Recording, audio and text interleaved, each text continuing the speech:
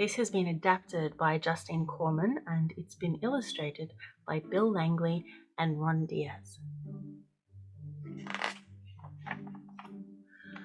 Pongo, Perdita, and their 15 puppies lived in a cosy little house in London. Their humans lived there too. Roger, who was tall and thin and played the piano, and Anita, who laughed a lot. They all got along splendidly and were very, very happy. Then one day, the doorbell rang. Ding dong! And in came Cruella de Vil, Anita's old friend from high school.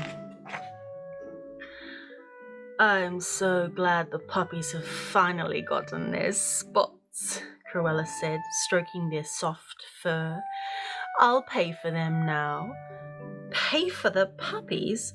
Gasped Anita. Oh, Cruella, we couldn't part with them. Don't be silly, Anita, said Cruella. You can't possibly keep 15 puppies. We are not selling them, said Roger, and that's final. Furious, Cruella stamped out of the house.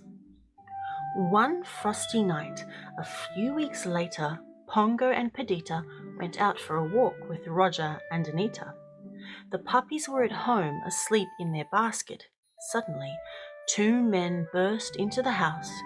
They put all the puppies into a big bag. Then they carried the bag out to their truck and sped away.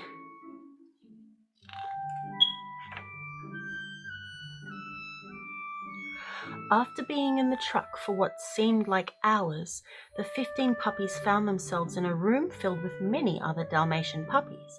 On a couch in front of a television set were the two nasty men who had kidnapped them.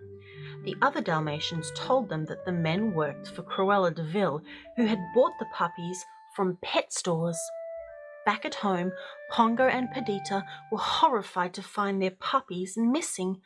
It's that evil Cruella de Vil, Perdita said, sobbing. She has stolen our puppies. Oh, Pongo, do you think we'll ever find them? I have a plan, said Pongo. Let's try Twilight Bark. The Twilight Bark was a system of long and short barks used by dogs to pass along news. Gosh, I hope it works. The next evening, Pongo and Perdita went on another walk with Roger and Anita. While the Dalmatians were out, they barked long and loud. They wanted all the dogs in London to be on the lookout for their puppies. Woof, woof, woof. Oh! Pongo waited for someone to answer his barks. It was a very cold night, and most dogs were inside. Then Perdita added her bark to Pongo's. Woof, woof, woof. And at last they heard a reply. Message received. Most sorry about your puppies. Will do all I can to help spread the word, howled a Great Dane. That night, the Twilight Bark even reached a quiet farm where an old sleeping sheepdog known as the Colonel lay sleeping. Alert, alert, shouted Sergeant Tibbs, a cat who lived on the farm. Vital message coming in from London. The Colonel lifted one shaggy ear to listen to the faint message. 15 puppies have been stolen, he cried. I heard puppies barking at the old de Vil mansion, said Tibbs. You don't suppose... The Colonel barked a message back to London.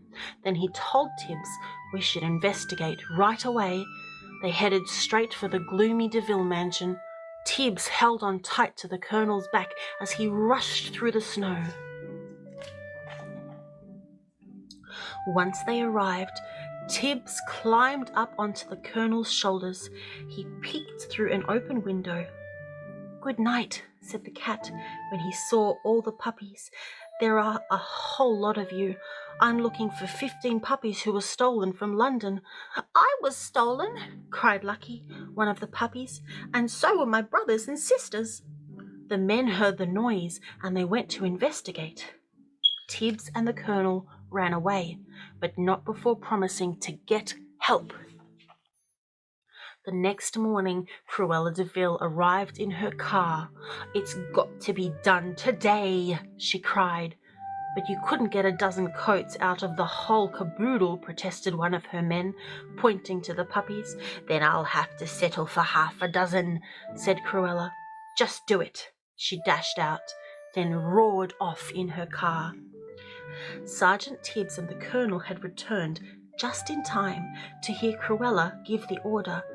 You kids had better get out of here before they make coats out of you, Tibbs whispered. Then he shoved one of the puppies toward a hole in the wall. It's too small, protested the pup. Squeeze, ordered Tibbs, and the puppy got through. One by one, the other puppies followed. Suddenly, the two thugs realized that the puppies were escaping. The chase was on. Tibbs and the puppies scooted through the dark halls of the mansion. Soon they found themselves trapped at a dead end. The thugs raised their clubs to strike. At that moment, Pongo and Perdita crashed through the window with a blast of glass and freezing air.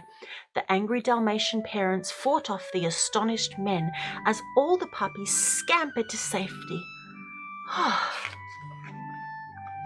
Once the dogs were safely outside, they thanked the Colonel and Tibbs and said goodbye.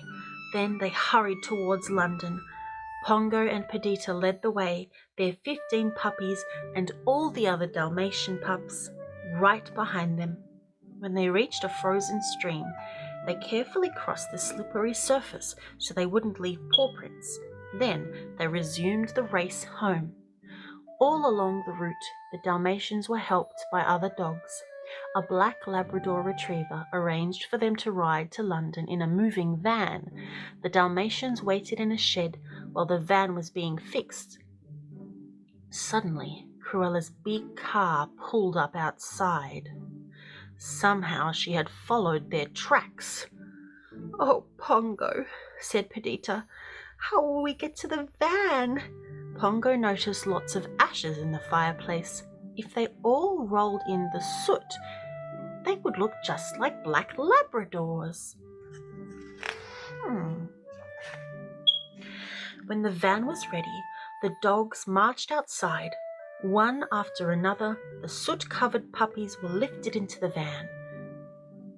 Before Pongo had a chance to pick up the last one, a clump of snow fell from the shed onto the puppy. Pongo snatched up the pup, but the snow had washed away the soot. From her car, Cruella could see the white fur and black spots. They're escaping, she shouted as the van moved. Faster and faster went the van, but Cruella's car drew closer and closer. She was screaming in anger. Then she began to yell in fear. Her car skidded on the icy road. Cruella tried to stop it, but her car spun around and slid into a ditch. The last Dalmatian saw of Cruella. She was standing beside her wrecked car, having a nasty temper tantrum. When the van reached the cosy little house in London, Roger and Anita were overjoyed, and when they counted the dogs, they discovered that they now had 101 Dalmatians. We'll have to buy a big house in the country, said Roger. We'll have a Dalmatian plantation. And they did exactly that. Pongo, Perdita, and all the spotted puppies lived there, happily ever after.